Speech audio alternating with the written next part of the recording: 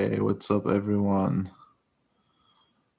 Welcome to the 10th day of my Unemployed with a PhD stream. Sorry, I skipped a couple days.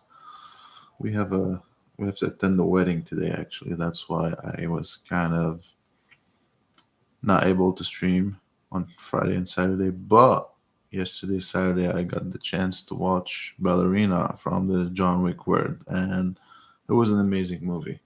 So from scale from 1 to 10, say 10, it's one of the best movies of all time. I'll give it like an 8.5. It's a solid 8.5. Now you might say, oh, why not closer to a 10?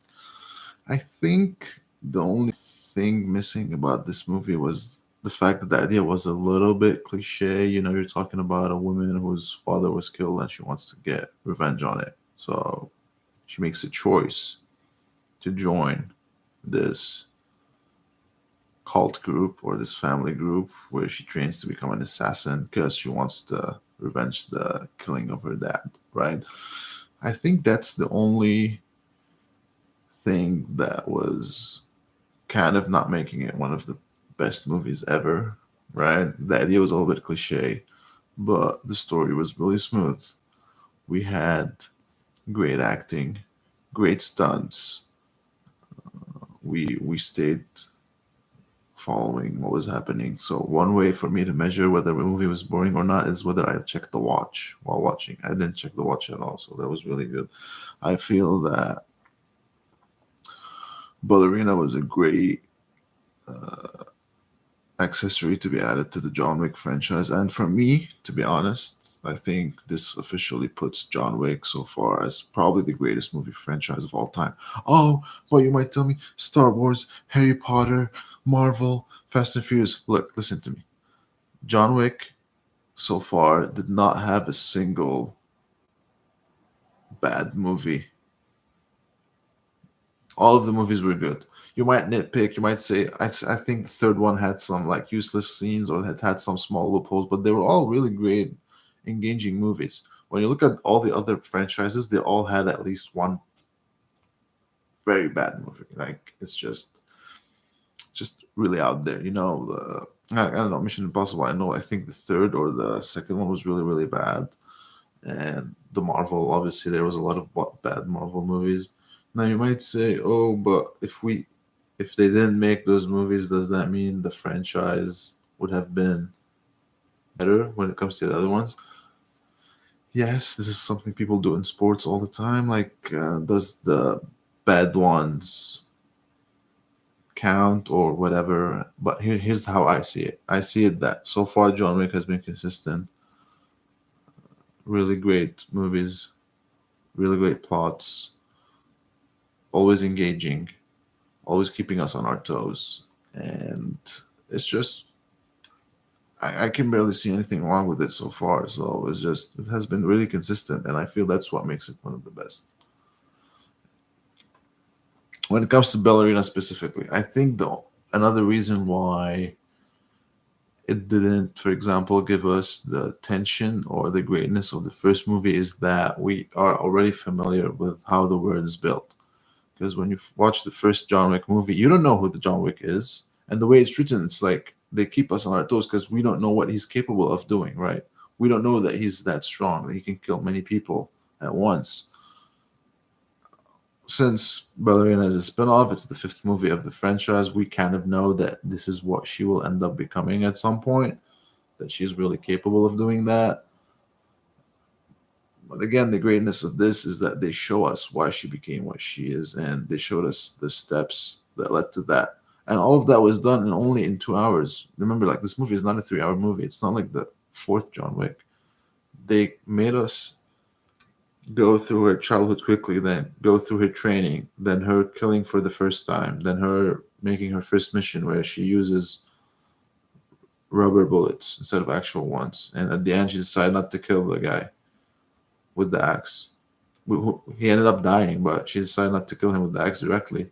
Then we see that in the next mission, okay, she's now killing people. She's comfortable doing that. So we saw all of this transition and all of this character arc and all of this development in a very small amount of time, which was amazing.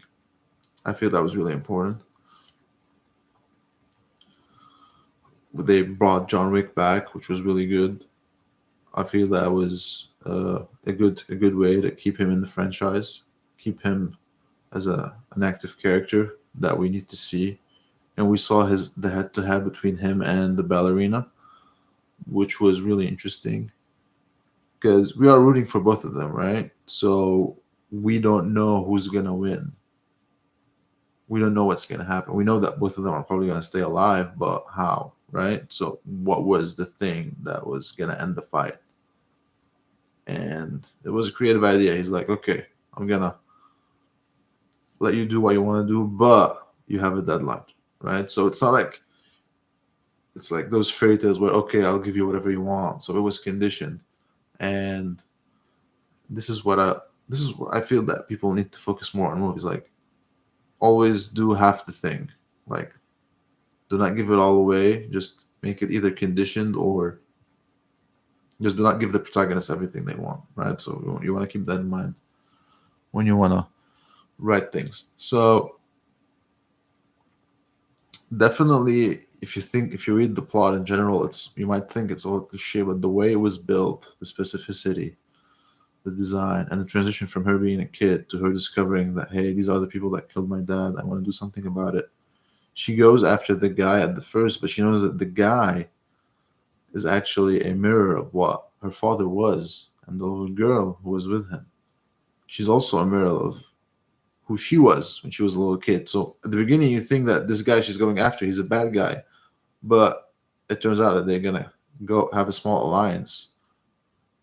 And even though it didn't last long, it was quite interesting because all of that happened within the 2 hour movie. So it was quite interesting. We did see all the John Wick elements that we saw in the previous movies. So we saw the phone hang up, we saw the gun shop where the guy explains some of the guns and all of that. So I thought that was really good. What I wanna, what I'm admiring about the director is that he's not falling into this. I don't know. It's been happening in the past few years where whenever you have a fight scene, they intercut it with something else, which I really hate. I really hate. But John Wick movies don't do that, and kudos for that because I like when you intercut it. It's not really entertaining. It's like that's not what intercuts are for. When you want to watch a fight scene, you want to watch the whole flow of it and the whole evolution, right? So it's not like you can jump while between scenes. I mean, it's hard for me to explain. I just don't like it. It's just it's hard for me to follow with the tension that's building up, during those stunts, right?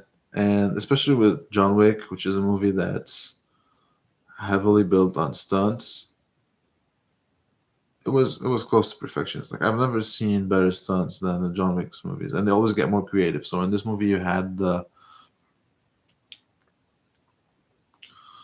did have, for example, something new, which is the grenades aspect. They got creative with that. So you had a scene where, okay, I'm out of arms. What am I gonna do? I'm just gonna use grenades, right? And she gets creative with that. So she puts the grenade in his mouth, and then whatever she holds him behind the door and lets him die there. So that was really cute. I like the gender dynamic as well because she was a woman fighting with men, so she's on the weaker side, and they did discuss that throughout the movie at the beginning of how you're always gonna be weaker, you're always gonna be at disadvantage. You wanna figure out a way of how you want to deal with that. So the topic in itself is cliche, but it was made so good and so specific, and they made us follow the transition of that character since she was a kid all the way to reaching her goal, which is avenge her dad at the end, in a very smooth way, in a very developing way, keeping the tension high, keeping the setup fast, keeping it quick, keeping us engaged. So, yeah, it was a great movie, and I feel that at the end they also led us with an unresolved thing, which is the bounty on her head. So it's not like okay, this is it and we're done.